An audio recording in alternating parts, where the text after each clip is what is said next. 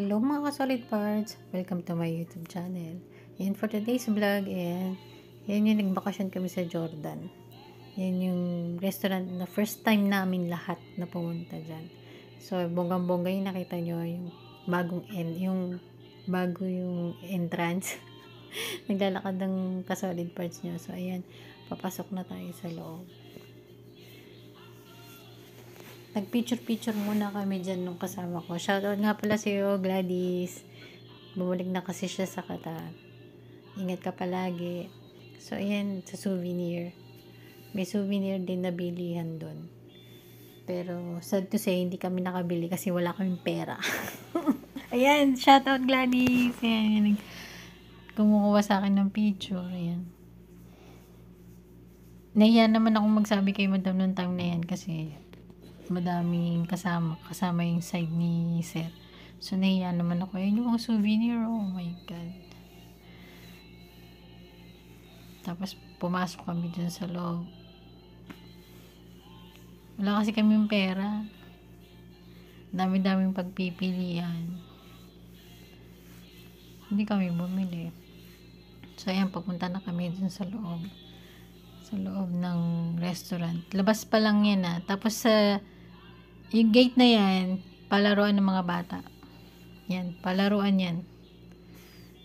Tapos, ayan, bago ka pumasok dun sa mismong table, yan, papainimin ka ng gawa. Hindi naman kami uminom. Ayan yung restaurant, Roman restaurant. Naglalakad kami papasok lahat. Papunta sa table namin. So, ayan na yung plating ng table. Ayan. Siyempre, kulay red. Hindi, charot lang. Red talaga siya, lahat. Baso, plato, diba? So, may stage dyan. Ayan, yung stage. Kasi merong magpe-perform. May singer kasi dyan. Mamaya makikita nyo.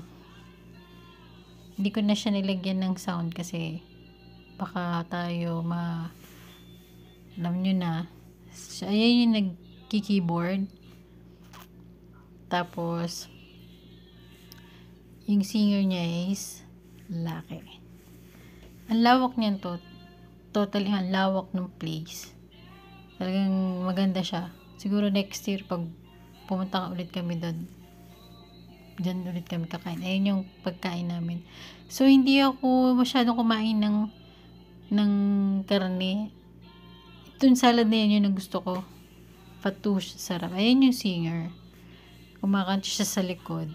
Tumatapat siya sa table, tapos binibigyan siya ng tip. Hindi siya tumapat sa table namin Nung nakaupo kami doon, ewan namin kung umupo nung wala na kami sa table. So, ayan sinabi nung gumagawa ng kubos, diyan kung paano lutuin yung kubos. O, diba? Sabi niya, pwede ko daw i-film. So, binidyohan ko. Ayan, tutur ko na. Pagkatapos namin kumain, yan. Nag-tour na ako ng restaurant. Tapos doon, sa loob, maganda rin siya. Doon yung CR sa loob. Di ko na rin siya na video. Yung labas na lang. Actually, sobrang laki nung restaurant. Talagang maliligaw ka talaga.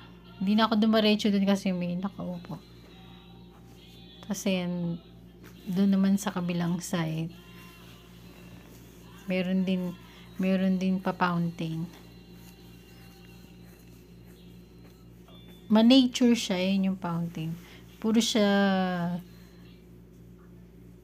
puno, yung mga tanim ba, lahat kulay green yung paligid. And entrance ulit. Inulit ko lang. So, thank you for watching. Solid.